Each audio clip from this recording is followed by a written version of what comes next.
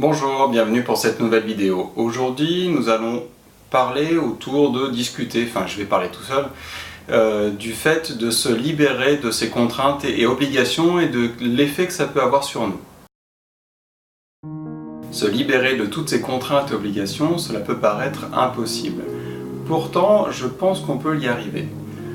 Vous me direz, et c'est tout à fait entendable et recevable, que chaque jour on a des choses qui reviennent, etc., qu'on se sent obligé de faire. On se sent obligé de les faire. Alors, il y a deux choses possibles. Soit on a vraiment l'impression qu'elles viennent de l'extérieur, qu'elles viennent nous voir, ce sont des contraintes et obligations, et ce qu'on peut faire, c'est essayer de s'en libérer, de s'en détacher. Si ce sont des choses qu'on ne voit pas, ne pas faire, qu'on n'imagine pas ne pas faire, il faut se rendre compte et accepter qu'en fait ce sont des choses que l'on accepte de faire justement. À partir du moment où on accepte ces choses-là, elles ne sont plus réellement des contraintes et obligations.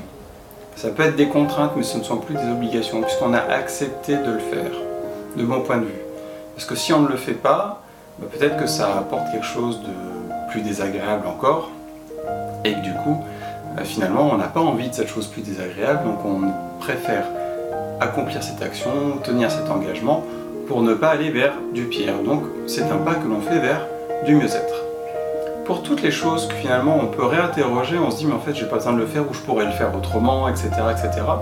Cette nouvelle façon de faire ou le fait de ne plus faire, eh bien finalement ça va mener de la même façon à se libérer de ce côté contrainte et obligation. Le fait de se libérer comme ça petit à petit des différentes contraintes en transformant ces contraintes, ces obligations en des engagements que l'on prend et en accord avec nous-mêmes, et bien finalement on réduit le nombre de ces contraintes, de ces obligations, et ça peut même aller très vite si on les prend une par une. Voilà, celle qui vient, celle qui nous dérange, celle qui nous gratte un peu là, on la prend, on regarde ce qu'on peut en faire. Si on ne peut rien en faire finalement, on accepte de faire comme ça pour le moment.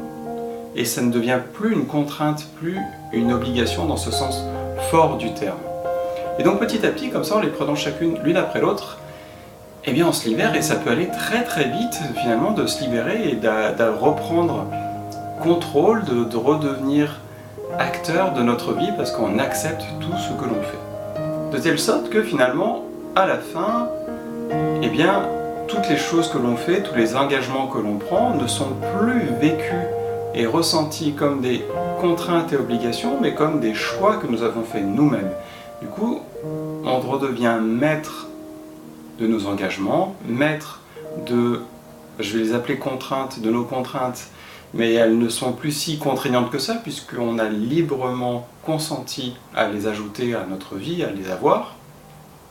Et si un jour, cette action, cet engagement devient contraignant, réellement, devient vraiment douloureux, etc., eh bien libre à nous de le réaménager, de revenir sur cet engagement, de voir si on ne peut pas accomplir cette chose différemment, si on en a toujours besoin, etc., etc. Du coup, faisant ça, faisant ce chemin-là, finalement, petit à petit, on se libère de plus en plus et on devient vraiment libre. Et là, on retombe sur le thème de la question du jour, que je vous laisse découvrir dans le livre et y répondre pour vous. Merci d'avoir regardé cette vidéo.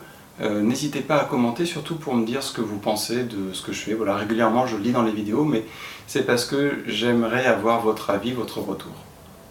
Belle journée à vous.